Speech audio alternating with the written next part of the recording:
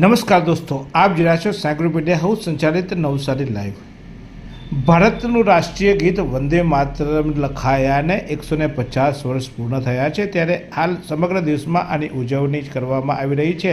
કોલકાતાના રવિન્દ્રનાથ ટાગોર દ્વારા લિખિત આ ગીતને રાષ્ટ્રીય ગીત તરીકેનો દરજ્જો પ્રાપ્ત થયો, ત્યારે આ ગીતના આજે 150 વર્ષ પૂર્ણ થતાં ઠેર ઠેર ઉજવણી કરવામાં આવી રહી છે। ત્યારે નવસારીમાં પણ આ ગીત અંગે ભવ્ય ઉજવણીના વિવિધ જગ્યાએ કાર્યક્રમો યોજવામાં આવ્યા હતા। નવસારી મહાનગરપાલિકા ખાતે લુન્સીક્વિકના સ્પોર્ટ્સ કોમ્પ્લેક્સ ખાતે આ 150 વર્ષ વંદે માતરમ પૂર્ણ થતાં તેની ભવ્ય ઉજવણી કરવામાં આવી હતી। 150 સ્વર્ણ વર્ષ તરીકે ની ઉજવણી કરવામાં આવી છે। ત્યારે લુન્સીક્વિક ખાતે યોજાયેલા આ કાર્યક્રમમાં મહાનગરપાલિકાના કમિશનર દેવ ચૌધરી, ધારાસભ્ય રાકેશ દેસાઈ, શિક્ષણ સમિતિના ચેરમેન અજયભાઈ, આ ઉપરાંત શહેર ભાજપના પ્રમુખ વિજયભાઈ ભટ્ટ, માજી નગરપાલિકાના પ્રમુખ જિગીશભાઈ, બંને ડેપ્યુટી કમિશનર સહિતના મહાનુભાવો ઉપસ્થિત રહ્યા હતા અને આ સમગ્ર ગીત દરમિયાન સામૂહિક વંદે માતરમનું ગાન પણ કરવામાં આવ્યું હતું। અનેક મહાનુભાવો ઉપસ્થિત રહ્યા હતા। ત્યારે અહીંયા આ પ્રસંગે એક પુસ્તક મેળો પણ યોજવામાં આવ્યો હતો અને આ પુસ્તક મેળાને પણ આજે ખુલ્લો મૂકવામાં આવ્યો હતો।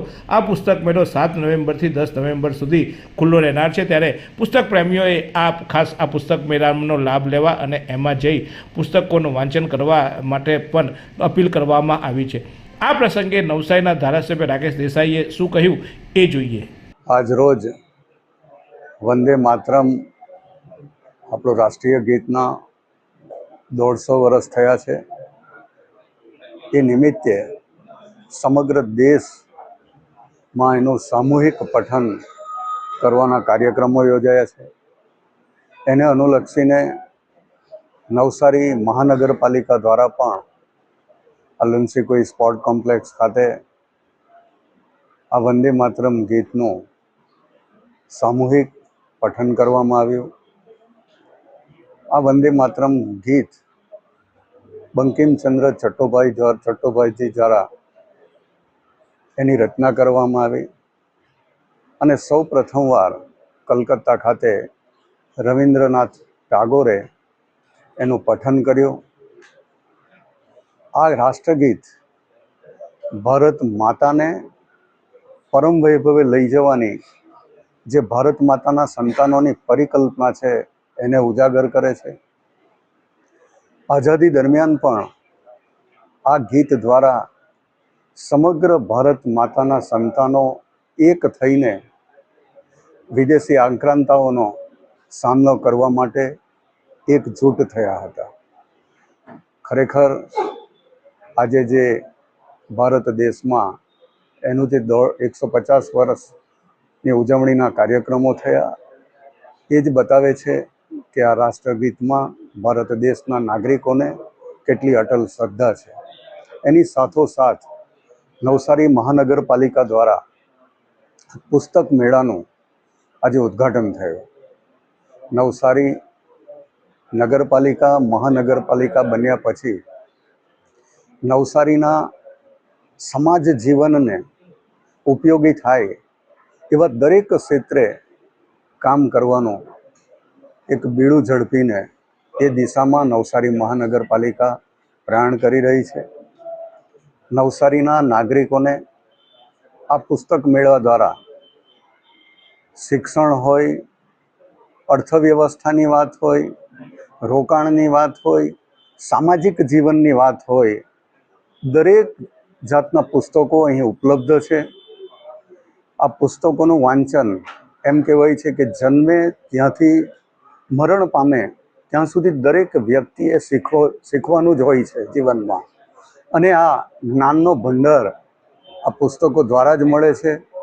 એટલે આ પુસ્તકોનો જે નવસારી મહાનગરપાલિકાએ પુસ્તક મેળા માટે જે રીતે પ્લેટફોર્મ પૂરું પાડીને જે આ કામ કરી રહી છે, ખરેખર આ નવસારીના સમાજ જીવન માટે એક પ્રેરણાદાયી કામ છે। એને હું અભિનંદન આપું છું। અસ્તુ। તો નવસારીના લુન્સીકુઈ ખાતે આવેલા સ્પોર્ટ્સ કોમ્પ્લેક્સમાં આજે બેવડા કાર્યક્રમ દરમિયાન અનેક મહાનુભાવો પણ ઉપસ્થિત રહ્યા હતા, ત્યારે પ્રજા પણ આ કાર્યક્રમમાં સહભાગી બને તે માટે કમિશનરે પણ વિશેષ અપીલ કરી હતી. ખાસ કરીને વંદે માતરમ ગાનની સાથે સાથે અહીંયા જે પુસ્તક મેળો યોજવામાં આવ્યો છે, કારણ કે વાંચે ગુજરાત અને આગળ વધે ગુજરાતના સંકલ્પ સાથે આઝાદીના અમૃત પર્વ વખતે પણ આ પુસ્તક મેળાને વધુ પ્રોત્સાહિત મળે અને દેશપ્રેમને લગતા વિવિધ પુસ્તકોનું અહીંયા વાંચન કરે, કારણ કે પુસ્તક જ સાચો સાથી બની રહે છે તેવી ભાવના સાથે આ પુસ્તક મેળો ખુલ્લો મૂકવામાં આવ્યો છે. 10 નવેમ્બર સુધી આ પુસ્તક મેળો ખુલ્લો રહેવાનો છે અને સવારે 11 વાગ્યાથી આ પુસ્તક મેળો ખુલી જવાનો છે, ત્યારે એનો લાભ લેવા માટે પણ અપીલ કરવામાં આવી છે.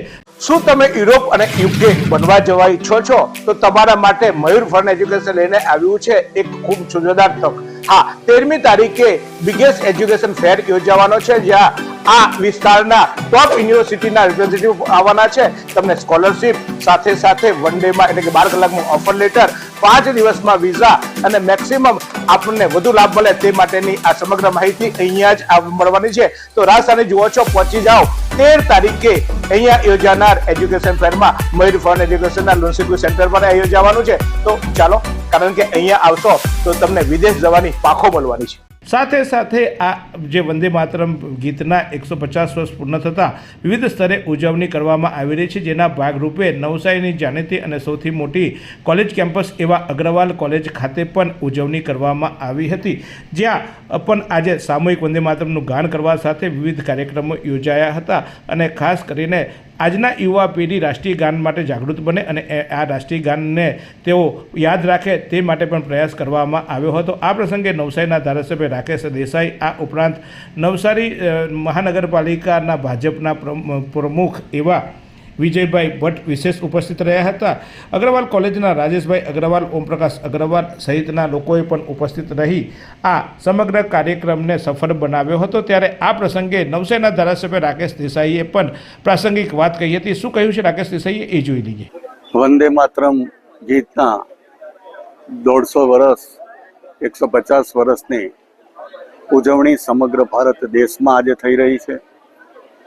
આજે નવસારી ખાતે પણ આ વંદે માતરમ ગીતના 150 વર્ષની ઉજવણીના કાર્યક્રમ અગ્રવાલ કોલેજ નવસારી ખાતે યોજવામાં આવ્યો. આ ગીત 150 વર્ષ પહેલા બંકિમચંદ્ર ચટ્ટોપાધ્યાય દ્વારા એની રચના કરવામાં આવી હતી અને સૌ પ્રથમવાર રવિન્દ્રનાથ ટાગોરે એનું પઠન કર્યું હતું.